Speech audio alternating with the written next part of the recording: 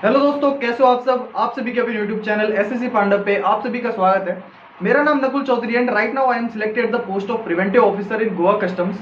तो सबसे पहले मैं आप सभी को दिल से धन्यवाद कहना चाहूंगा, क्योंकि मेरे अभी 10,000 सब्सक्राइबर पूरे हो चुके हैं। और ये मेरे नहीं, ये हमारे हैं। ठीक है, ये चैनल आप सभी का है, आप सभी की एफर्ट से ये चैनल यहाँ तक पहुंचा है। और मैं आप लोगों को आगे भी ऐसे ही बिल्कुल यूजफुल कंटेंट देने की कोशिश करूंगा।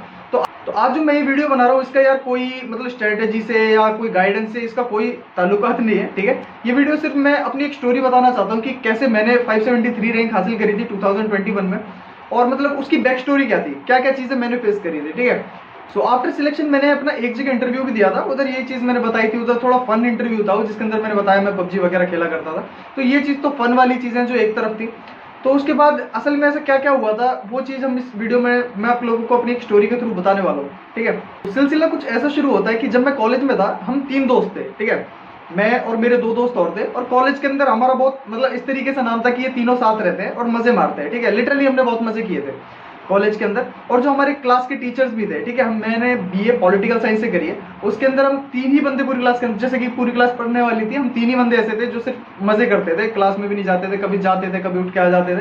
यही सिलसिला चलता रहता था, टीचर्स भी हमें इतना पसंद नहीं करते थे। तो वो टीचर्स ने ना एक टीचर ने मुझे एक बात भी कही थी कि इस रवैये के साथ तुम जिंदगी में कुछ नहीं कर पाओगे। ठीक है, तीनों तुम ऐसे ही रहोगे और आगे तुम ये मेरी बातें याद करोगे। तो वो बात उस वक्त तो इतनी फील नहीं होती थी, उस वक्त अपन ने ऐसे ही नेग्लेक्ट कर दिया। तो उसके बाद आता है हमारे कोविड-19 का लॉकडाउन लग गया था। ठीक है, और हम घर पे बैठे थे और घर पे मस्ती चल रही है, समझ रहे हो, पबजी खेल रहे हैं या कुछ भी कर रहे हैं, बस अपना टाइम वेस्ट चल रहा है। कोई अपना ऐसा फ्यूचर ऐसा नहीं है कि हमने कोई गोल सेट कर रखा है, कुछ भी है। घर में मेरे एक भैया थे जो कि मतलब मेरे से बड़े हैं काफ़ी, मेरे चाचा जी के लड़के, कज़न लगते हैं। उन्होंने मतलब वो उस वक्त तैयारी कर रहे थे। वो एक ऐसे बंदे हैं हमारे घर में जिन्होंने सबसे पहले गवर्नमेंट जॉब की तैयारी करना शुरू किया था। ठीक है, तो उन्होंने काफ़ी फेलियर्स देखे अपनी लाइफ में। उनकी स्टोरी मैं ज़रूर आप लोगों को बताऊंगा आगे, नेक्स्ट वीडियोस में कभी ना कभी लेकर आऊंगा या उनसे आपको मिलाऊंगा ज़रूर। तो वो उन्होंने काफ़ी फेलियर्स देखे थे, और हम भी ये देख रहे थे कि सरकारी नौकरी लेना शायद मतलब मुश्किल है, बहुत ज़्यादा मुश्किल है, क्योंकि वो नहीं ले पा रहे तो हम कैसे लेंगे। तो वो पढ़ा करते थे काफ़ी ज़्यादा और मैं मस्ती किया करता था। तो उन्होंने ग्रेजुएशन चलते हुए ऐसा था कि मतलब टाइम वेस्ट नहीं हो रहा, लास्ट ईयर चल रहा है, ऐसा था। मम्मी बोला करती थी पढ़ ले, पापा बोला करते थे। तो एक दिन पापा की एक बात मेरे को हिट हो गई और फिर मैंने पढ़ाई शुरू करी। ठीक है, शुरू करने का मैंने जैसे भी उस इंटरव्यू में बताया था कि मैंने अपने दोस्त को कॉल किया जो प्रिपरेशन कर रहा था, उसको सिलेबस पूछा, सिलेबस लिखा। ठीक है, और फिर मैं धीरे धीरे करके मैंने बस सच बताऊं तो इसके अंदर ऐसी कोई बात नहीं है कि भाई आप यूट्यूब से पढ़ो या फिर आप नॉर्मल कोई कोर्स लो। मेरा ये पर्सनल था कि मैं बिना कोर्स लिए करके दिखाऊंगा इसके एग्जाम को। ठीक है, तो फिर वो एग्जाम की तैयारी मैंने शुरू करी। ये बिल्कुल ऐसे टूटे फूटे तरीके से, ऐसा कोई ये नहीं था कि भाई मतलब हार्ड कोर की भाई लगा पड़ा है बंदा, बस धीरे धीरे ऐसे करना शुरू करा। क्योंकि हमारे उस वक्त एग्जाम्स भी आ रखे थे इसके, ग्रेजुएशन के फाइनल ईयर के जो होते हैं, जो वर्क वो मतलब घर से ही हो रहे थे। ठीक है, तो धीरे धीरे मैंने तैयारी शुरू करी। अब सीजीएल टारगेट नहीं था, सच बताऊं तो टारगेट था सीएचएसएल, क्योंकि सबसे पहले ऐसा मन में आ रहा था, जो भी और कॉन्फिडेंट गाय होता है वही होता है कि सीजीएल से पहले मैं सीएचएसएल तो फोड़ ही दूंगा। तो सीएचएसएल के लिए मैंने तैयारी करी। मैं बहुत ज़्यादा कॉन्फिडेंट था क्योंकि मैंने तैयारी एक अच्छे लेवल की कर ली थी। धीरे धीरे करके मैंने ठीक ठाक एक लेवल की हो गई, और फिर मैं सीएचएसएल का एग्जाम देने गया। मुझे ऐसा लगता था कि ये तैयारी लेवल की हुई है। तो जब मैं एग्जाम देने गया, एग्जाम देने बाहर मैंने बहुत सारी भीड़ देखी। ठीक है, वो फर्स्ट टाइम था, इतनी भीड़ देखी। अंदर की तरफ गया, अंदर गया तो मतलब बच्चे बहुत बात कर रहे थे कि ये आता है मुझे, तो वो आता है, मेरा ये क्लियर है वो क्लियर है। और मैं मतलब नया नया उस लाइन में उतरा था और एग्जाम देने पहुंच गया। उधर एग्जाम में जब बैठा तो उधर मेरे से मतलब पूरे क्वेश्चंस भी नहीं हो पाए थे। ठीक है, जिसका मैं सोच रहा था कि इसे तो मैं फोड़ दूंगा।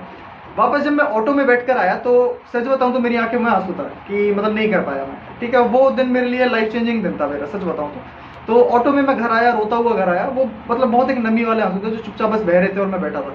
ठीक है, घर आया, घर जाके सेल्फ रियलाइजेशन हुई कि भाई अभी मेरे को बहुत कुछ सीखना है।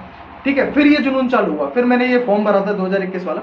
मेरा ये टारगेट था कि जो भी शुरुआती चीजें हैं, जितनी भी मतलब सिलेबस की है, जो मेरी चीजें रह गई हैं, बाढ़ में जाए पेपर, मेरा कब होने वाला पेपर मेरे को उससे कोई मतलब नहीं है। मैं बस उनको लेके बैठ गया कि भाई मेरे को ये चीजें सबसे पहले फिनिश करनी है। ठीक है, जितना हो सके मेरे को ये फिनिश करना है जल्दी से जल्दी।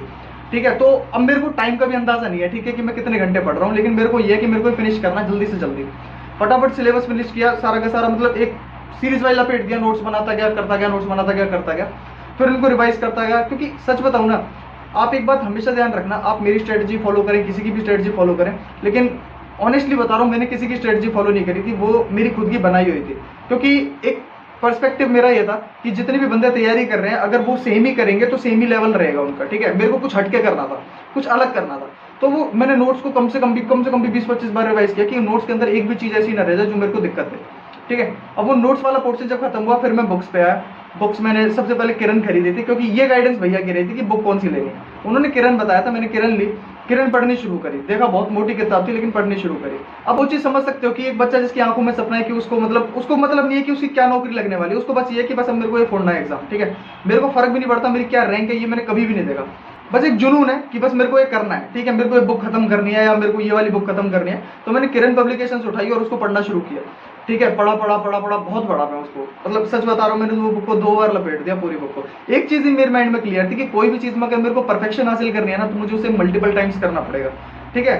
तो अब ये लगा लो कि अकेला बंदा बस लगा हुआ है और वो बस कुछ ना कुछ करना चाहता है, ठीक है। अब किरण उधर से कंप्लीट करी, फिर एमपी पब्लिकेशन की बुक थी जो मैं अपनी वीडियोस में बता चुका हूँ, वो भी कंप्लीट करी। फिर ऐसे करते करते धीरे धीरे मेरा एक मतलब लेवल बिल्टअप हो गया। अब लेवल बिल्ट होने से एग्जाम क्लियर नहीं होता, ठीक है। फिर जब मैं मॉक्स पे आया, मॉक्स मैंने दिए, तो मैंने ये चीज देखी कि मेरी रैंक बहुत दूर दूर आ रही है, 10,000 आ रही है, 15,000 आ रही है, 20,000 आ रही है। तो वो चीज मतलब हिट हो रही है वो चीजें।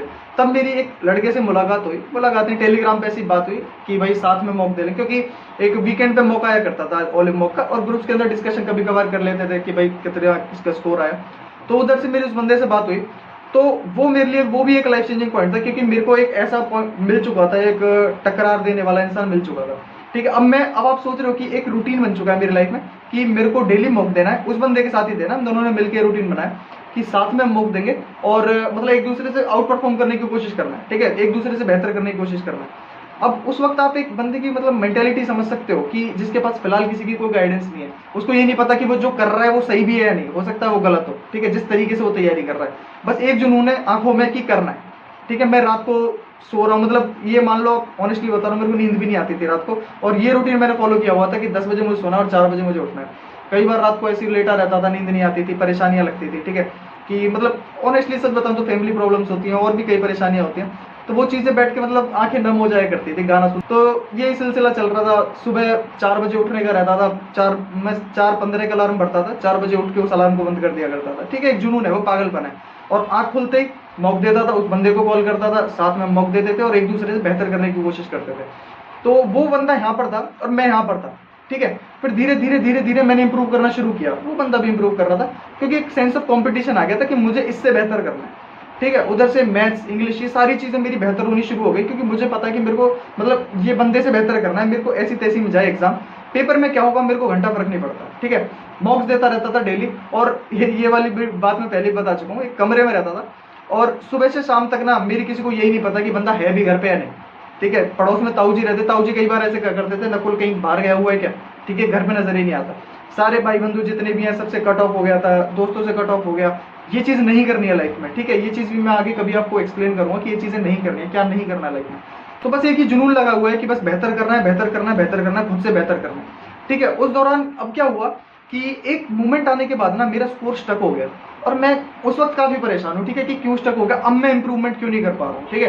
क्योंकि अब कमी क्या रह रही है, मैंने सारी चीजें तो पढ़ दी, ये भी पढ़ लिया, वो भी पढ़ लिया, ये भी पढ़ लिया, और मतलब समझ लो आंखों में बस एक यही मतलब एक निराशा सी है कि मैं बेहतर क्यों नहीं कर पा रहा, इतने ही क्यों रह जा रहे हैं हर बार, इससे बेहतर क्यों नहीं बढ़ पा रहे हैं, या मैं उस बंदे को पछाड़ क्यों नहीं पा रहा। मेरे माइंड में बस यही चलता रहता था। और उस वक्त मैं आप लोगों को छोटा सा इंसिडेंट शेयर करना चाहता हूँ, क्योंकि ये रहा था माइंड के अंदर कि मेरी सिली मिस्टेक्स रहती थी। अब मैं बहुतों से बात करी कि यार सिली मिस्टेक्स को कैसे ओवरकम करे, कोई नहीं बता पा रहा था इस चीज को। तो वही वाली चीज, जो चीज खुद ने करी है, जो चीज मुझे पता है, वो मैं आपको बहुत अच्छी तरह बता सकता हूँ। तो मेरे को इतना था कि सेल्फ रियलाइजेशन करनी है, खुद को ये एहसास दिलाना है कि क्या गलती हो रही है, मेरे से गलतियां क्या हो रही हैं। तो ऑनेस्टली बता रहा हूँ, मैं एक दिन लेटा और मैं आंख बंद करके बस इंट्रोस्पेक्शन कर रहा हूँ और मैं देख रहा हूँ, ठीक है। तो देखते देखते आप मानोगे नहीं, आधा पौना घंटा निकल गया, मुझे पता भी नहीं, और मैं अलग ही एक जोन में पहुंच चुका हूँ, ठीक है। उधर मेरे को ये चीजें हिट हो रही है कि भाई ये चीज की कमी है, वो चीज की कमी है, ये चीज की कमी है। ये आपके साथ भी होगा अगर आप उस चीज को लेकर सीरियस हो जाओगे। तो चीज आप लोगों को अभी बीच के अंदर स्किप हो गया, जैसे सारी स्टोरी चल रही है। तो प्री का एग्जाम हुआ, अच्छा हुआ, नॉर्मल हुआ, कोई दिक्कत नहीं थी। पेपर आया इजी, ऑनेस्टली बताऊं तो प्री का पेपर आ गया इजी, और मेरे को ये था कि मैं इसे फोड़ दूंगा आराम से, 180 प्लस जाएंगे। लेकिन उसके अंदर मेरी जीके के अंदर ओवर कॉन्फिडेंस मुझे मार गया, ठीक है, और जीके के अंदर काफी क्वेश्चन गलत हो गए। मैंने उसके अंदर स्कोर किया 160, इजी थी मेरी शिफ्ट, मेरे को पढ़ के 0.5 का वो मिला नॉर्मलाइजेशन, 160.5 हो गए। अब मेंस का, अब ये जो सारी बातें करी है मैंने, सारी मेंस के लिए करी है, ठीक है। मेंस के लिए चल रहा था कि मुझे बस बेहतर करना, बेहतर करना, बेहतर करना। अब मेंस के लिए जब मैं पहुंचा, तो मैथ्स के लिए जब मैं पेपर में अपीयर हुआ, तो मैंने देखा मैथ्स का पेपर काफी ज्यादा इजी आया हुआ था, ठीक है। उधर मेरे को काफी निराशा हुई ये देख के कि यार, और इंग्लिश का लेवल ठीक था, निराशा ये हुई क्योंकि मैंने मैथ्स के लिए बहुत मेहनत करी थी, कैलकुलेशन के लिए बहुत मेहनत करी थी, क्योंकि मेरे को पता था कि मैथ्स एक ऐसी चीज़ है जिससे मैं लोगों को पछाड़ सकता हूँ, ठीक है, यही एक ऐसी चीज़ है जिससे मैं आगे जा सकता हूँ, और वही चीज़ ईजी आ गई थी। हर बच्चा बोल रहा है कि हर किसी के 95 अटेम्प्ट है, 90+ अटेम्प्ट है, मैंने कहा नकुल इस बार भी शायद रह गया, ठीक है, इतने ही है हर किसी के। तो बस ये था, एक मन के अंदर ये जरूर था कि जब रिजल्ट आएगा तो शायद चीज़ें बदल सकती हैं। तो मेंस का हमारा मैथ्स हुआ, इंग्लिश हुआ, मेरा ठीक नॉर्मल पेपर हुआ, एग्जाम खत्म हो गया। उसके बाद हमारे 8 अगस्त को हमारा मेंस था, ठीक है। उसके बाद हमारी टायर 3 की डेट आई। अब टायर 3 के लिए कुछ भी नहीं आता, ठीक है, फर्स्ट टाइम। अब टायर 3 नहीं होता, पहले हुआ करता था डिस्क्रिप्टिव का। अब 3 के अंदर हमें ये नहीं पता कि हमें करना क्या है, ठीक है, कि मतलब तैयारी किस चीज़ की करनी है, करंट से टॉपिक आएगा, क्या आएगा, हमें बस ऐसे लिखना होता है, ये चीज़ें लिखनी होती है।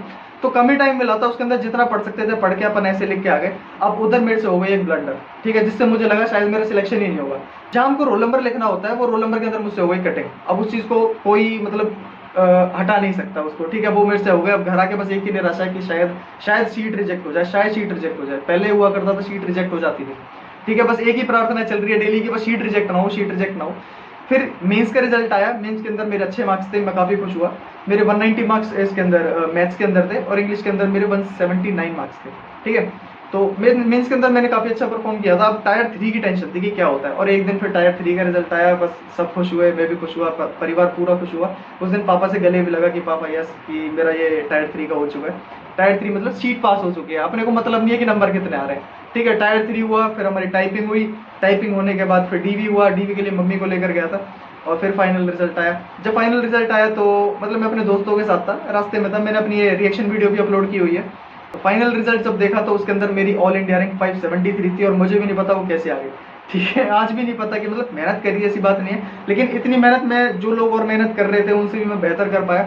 ये चीज़ बस ये थी कि मैं खुद में लगा हुआ था, मेरे को और दुनिया से कोई मतलब नहीं था। दुनिया क्या कर रही है मेरे को उससे कोई मतलब नहीं है, ठीक है। तो ये चीज़ थी जो मतलब मेरी एक स्टोरी टाइप थी, कि जो 573 रैंक आई। फिर और जो पोस्ट मैंने ऑप्ट करी थी वो थी प्रिवेंटिव ऑफिसर, जो कि आज मैं जिस पोस्ट पर हूँ प्रिवेंटिव ऑफिसर में बन चुका हूँ। जो आप सपने देख रहे हो ना यार, मेरे पास एंड में यही मैसेज है लोगों के लिए, जो भी आप सपने देख रहे हो वो जरूर पूरे होंगे, लेकिन आपको उनके लिए मेहनत भी करनी पड़ेगी, ठीक है। आप अपने ड्रीम को जियोगे, ठीक है, आज मैं जी रहा हूँ, ठीक है, तो आप भी उस चीज़ को कर सकते हो, कोई भी उस चीज़ को कर सकता है, लेकिन आपको उसके लिए मेहनत करने की जरूरत है। पीछे की स्टोरी बहुत कम लोग जानते हैं, ठीक है, इसके तो एक स्मॉल स्टोरी थी। अगर आप लोग को अच्छी लगे तो ठीक है, नहीं लगे तो भी ठीक है। तो आगे ऐसी वीडियोस मैं जरूर लेकर आऊँगा, 2022 की भी लेकर आऊँगा, कि उसके लिए मैंने क्या किया था, जो मेरी ऑल इंडिया रैंक दूसरी आई, और मैंने क्यों फॉर्म भरा था, क्यों मैंने आगे पेपर दिया, ये मैं नेक्स्ट वीडियो के अंदर जरूर बताऊँगा। सो आप सबका भाई नकुल चौधरी।